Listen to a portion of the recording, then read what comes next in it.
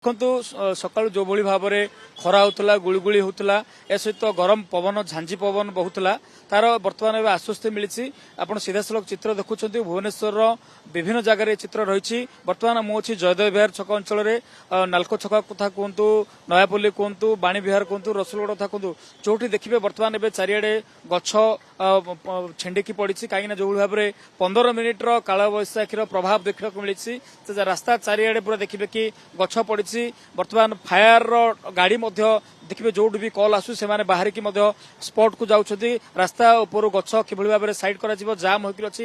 ଏପରିକି ଜୟଦେବ ବିହାର ମଧ୍ୟ କିଛି ଗାଡି ଉପରେ ମଧ୍ୟ ଗଛ ପଡିଯାଇଥିବା କଥା କୁହାଯାଉଛି। ଆପଣ ସିଧାସଳଖ ଚିତ୍ର ଦେଖୁଛନ୍ତି ହେଉଛି ଜୟଦେବ ବିହାର ରାସ୍ତା କୋଉଭଳି ଭାବରେ ଜାମ୍ ରହିଛି। କାହିଁକିନା ଯୋଉଭଳି ଭାବରେ ଝଡି ତୋଫାନ ଯୋଉଭଳି ଭାବରେ ପ୍ରବଳ ବର୍ଷା ହେଲା ସେହି ସମୟରେ ମଧ୍ୟ ପବନ ମଧ୍ୟ ବହିଲା, ଗଛ ଚାରିଆଡେ ପବନରେ ପଡିଗଲା। ଆପଣ ଦେଖୁଛନ୍ତି ବର୍ତ୍ତମାନ ଯାହାକି ଚନ୍ଦ୍ରଶେଖରପୁର ଫାୟାର ଷ୍ଟେସନ ପକ୍ଷରୁ ଗାଡିଟି ବର୍ତ୍ତମାନ ସିଧାସଳଖ ଯାହାକି ନୟାପଲ୍ଲୀ ଅଭିମୁଖେ ଯାଉଛି, ଯୋଉଠିକି କିଛି ସମୟ ପୂର୍ବରୁ ରଜତ ଯୋଉଭଳି ଭାବରେ ସୂଚନା ଦେଉଥିଲେ ଗଛ କିଭଳି ଭାବରେ ପଡିଛି, ରାସ୍ତା ଗୋଟେ ପ୍ରକାର ଜାମ୍ ହୋଇକି ରହିଛି। ଗାଡି ଉପରେ ମଧ୍ୟ ଯେହେତୁ ଗଛ ପଡିଯାଇଛି ରାସ୍ତା କିଭଳି ଭାବରେ ସଫା ହେବ, ଗଛ କିଭଳି ଭାବରେ ବାହାର କରାଯିବ, ସେଥିପାଇଁ ସିଧାସଳଖ ବର୍ତ୍ତମାନ ଫାୟାର ଟିମ୍ ମଧ୍ୟ ଏବେ ବାହାରି ଯାଉଛି। ତ ଦେଖିବେ ଯୋଉ ବିଭିନ୍ନ ଜାଗାରେ ହୋର୍ଡିଂ ଲାଗିଥିଲା ତାହାର ମଧ୍ୟ ବ୍ୟାନର ଗୁଡିକ ବାହାରି ଯାଇଛି, ଅନେକ ଗଛ ପଡିଯାଇଛି। ତ ଗୋଟେ କଥା ହଉଛି ସକାଳୁ ସକାଳୁ 8:30 ବେଳକୁ 30-35 ଡିଗ୍ରୀ ଥିବା ବେଳେ ହିଟ୍ ଇଣ୍ଡେକ୍ସ ଦେଖିବେ କି ପାଖାପାଖି 41 ଡିଗ୍ରୀ ରହୁଥିଲା, ହ୍ୟୁମିଡିଟିଟା ପାଖାପାଖି 77 ଡିଗ୍ରୀ ରହୁଥିଲା। ଦ୍ୱିପହର ବେଳକୁ ତାହାର ତାପମାତ୍ରା ଆହୁରି ବଢି ଯାଉଥିଲା। ତ ଯେତେବେଳେ ସମୟ ପାଖାପାଖି 3ଟା ହୋଇଛି ହଠାତ୍ କଳାହାଣ୍ଡିଆ ମେଘ ମାଡ଼ି ଆସିଥିଲା, ପବନ ଧୀରେ ଧୀରେ ବହିବା ଆରମ୍ଭ ହୋଇଥିଲା। ଝିପଝିପ ବର୍ଷାର ପୁଣି ଥରେ ଦେଖିବେ ଯୋଉଭଳି ଭାବରେ ପ୍ରବଳ ବେଗରେ ବର୍ଷା ହୋଇଥିଲା। ପାଖାପାଖି 15 ମିନିଟ୍ର ସମୟ ଯୋଉଭଳି ଭାବରେ ବର୍ଷାର ପବନ ଘଡ଼ଘଡ଼ି ଦେଖିବାକୁ ମଧ୍ୟ ମିଳିଥିଲା। ଯେତେବେଳେ ବର୍ଷା ଛାଡ଼ିଛି ରାସ୍ତା ସାରା ପୁରା ଗୋଟେ ପ୍ରକାର ଜାମ୍ ଭଳି ପରିସ୍ଥିତି ସୃଷ୍ଟି ହୋଇଛି। ଆପଣ ସିଧାସଳଖ ଚିତ୍ର ଦେଖୁଛନ୍ତି, ଇଏ ହେଉଛି ଭୁବନେଶ୍ୱର ଜୟଦେବ ବିହାର ଅଞ୍ଚଳର ଦୃଶ୍ୟ।